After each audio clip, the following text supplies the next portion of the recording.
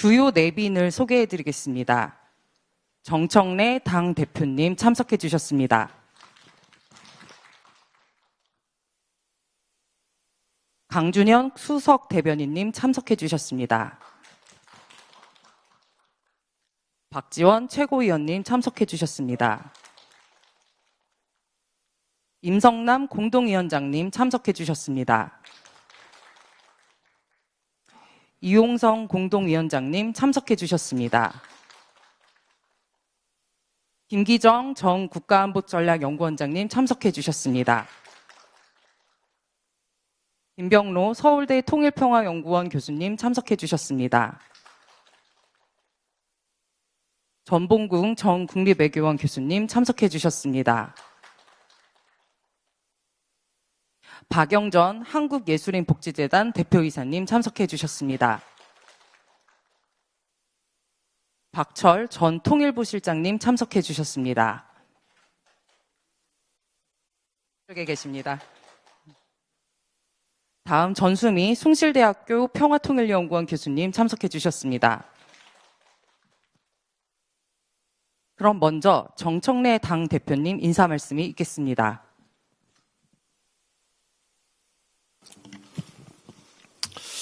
네, 정청래입니다.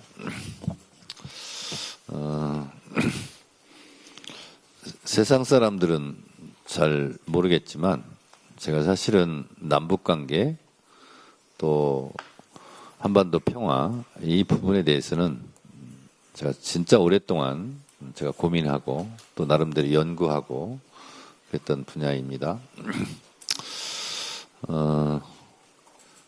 아득한 40년 전 제가 대학교 4학년 때 88년도군요. 그때 서울 올림픽이 열리기로 돼 있었습니다. 88년 6월 2일 날 그날이 제 생일이었는데요. 건대 사회과학관 앞마당에서 88 공동올림픽 쟁취 및 조국의 자주적 평화통일을 위한 특별위원회 위원장으로 제가 취임을 하고 있었습니다. 그때 옆에 앉아있는 우리 이기동 박사님도 거기 아마 있었던 걸로 제가 기억하는데요. 그 순간 제가 수배를 당했었습니다.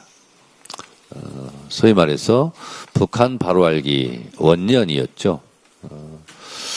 그때 이후로 정치권, 제도권 안에서도 실제로 남북화해, 남북교류, 경제협력 이런 것이 화두로 많이 되었고 그 이후로 한 40년 동안 수많은 노력들이 있어 왔습니다. 근데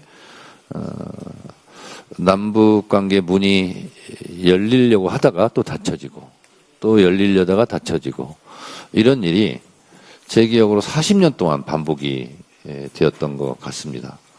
40년 동안 우리는 수많은 희망과 소망을 안고 남북관계 그리고 한반도 평화에 대해서 대통령부터 국민들까지 수많은 노력들을 해왔습니다. 그 과정에서 아쉬운 순간들이 너무나 많았습니다. 그 중에 몇 장면을 제가 꼽는다면 2000년 올브라이트 국무장관이 평양에 가서 김정일 국방위원장과 사전회담을 했었고 만약에 엘고가 미국의 대통령이 되었다면 아마 클린턴도 평양에 갈 수 있지 않았을까 그런 생각이 듭니다. 미국 연방대법원에서 조지 부시 대통령이 되면서 소위 말한 폭정의 전진기지 악의 축 발언이 나오고 북미관계, 남북관계가 급속도로 냉각되었던 그래서 제가 김대중 대통령이 살아계실 때 동교동을 가면 항상 이 말씀을 하셨어요. 엘고가 대통령이 되었다면 한반도 평화, 남북관계, 북미관계가 어떻게 되었을까 생각하면 할수록 천추한이고 박복한 민족이다. 그런 얘기들을 많이 하셨어요. 또 한 장면은 개성공단이 열리고 금강산 관광이 열리면서 저도 개성공단에 수차례 방문했었고 또 금강산에도 간 적이 있습니다. 그리고 금강산 관광 돌파 100만 명 기념 KBS 열린음악회가 금강산에서 열렸습니다. 그날 그 현장에도 제가 있었습니다. 그래서 북한 1차 핵 위기가 왔을 때 남연 사재기를 안 한 이유가 무엇이냐. 그때 김대중 대통령께서 남북이 서로 교류하고 만나고 하다 보니까 그런 위험성이 없었다. 그 장면이 또 한 장면 떠오르고, 또 개성공단과 금강산이 또 닫힐 때, 그때도 또 안타깝게 지켜보았습니다. 또 한 장면은 문재인 대통령과 김정은 국무위원장이 도보다리 산책을 하면서 4.27 판문점선언 9.19 군사합의, 그 장면도 떠오르고, 그 이전에 노무현 대통령께서 군사분계선을 걸어서 넘는 장면, 이런 장면들이 한반도의 평화 문제, 그리고 한반도의 운명을 가를 수 있었던 결정적 순간의 장면들. 그리고 김대중 대통령이 김정일 국무위원장과 손을 잡고 6.15 공동선언을 했던 그 순간.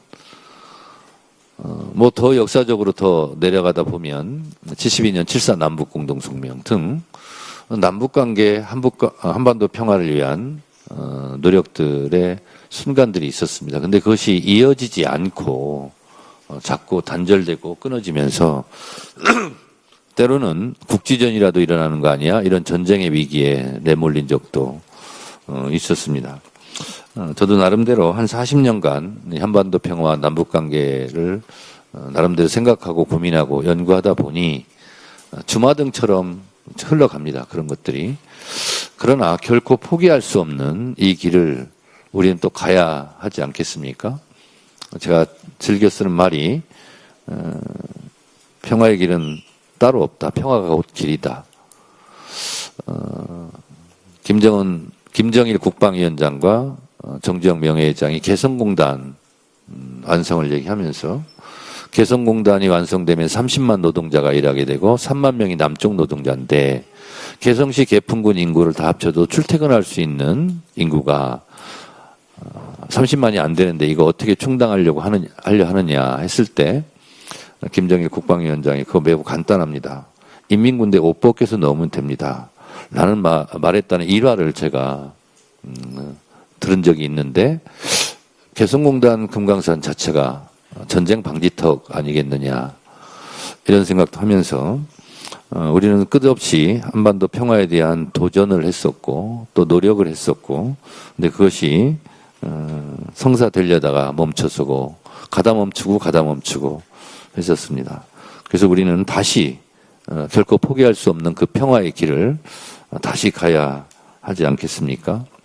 저는 이번에 이재명 대통령께서 유럽 순방하면서 레오 14세 교황을 만나면서 교황께 북한 방문을 요청한 것, 대답은 제가 듣지 못했습니다만, 그리고 또 트럼프 대통령과 만찬장에서 90분 이상을 한반도 평화 문제를 놓고 대화하는 것.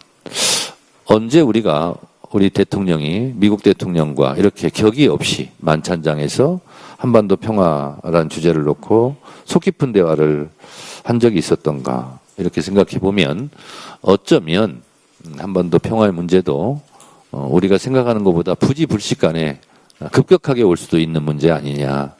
그래서 항상 이 문제에 대해서 대비해야 되는 것 아닌가, 그런 생각을 하면서 제가 이 한반도 평화 신전략위원회 토론회를 가급적이면 빨리 열어야 되겠다. 그래서 우리 김창수 집행위원장께 제가 사정을 했습니다. 이걸 빨리 해야 되겠다. 그리고 그렇다면 어쩌면 빨리 올지도 모르는 이런 것에 대비해서 우리는 무엇을 준비할 것인가, 이런 생각으로 오늘 토론회가 열렸습니다. 우리는 수출로 먹고 사는 나라이고 대외 의존성이 높은 경제 구조이다 보니까 평화가 곧 경제고, 평화가 흔들리면 경제도 흔들리고, 아니 대한민국 자체가 흔들릴 수도 있습니다. 그래서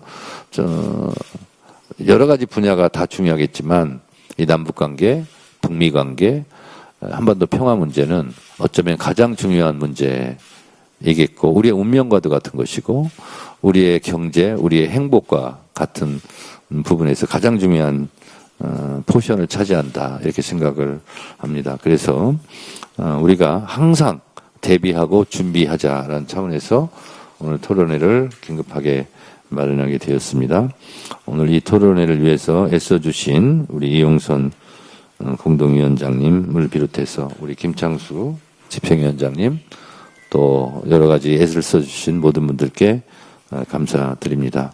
우리가 한때 저도 초등학교 때 우리의 소원은 통일 이렇게 얘기를 했는데 진짜 우리의 소원은 평화입니다. 그리고 평화를 통한 경제 번영, 남북의 공존 공생 뭐 이런 것 아니겠습니까? 그래서 오늘 이 토론회가 한반도 평화를 위한 많은 것을 생각하고 준비하는 그런 기묘한 토론회가 되었으면 고맙겠습니다. 감사합니다. 고맙습니다. 다음은 우리 위원회 이재정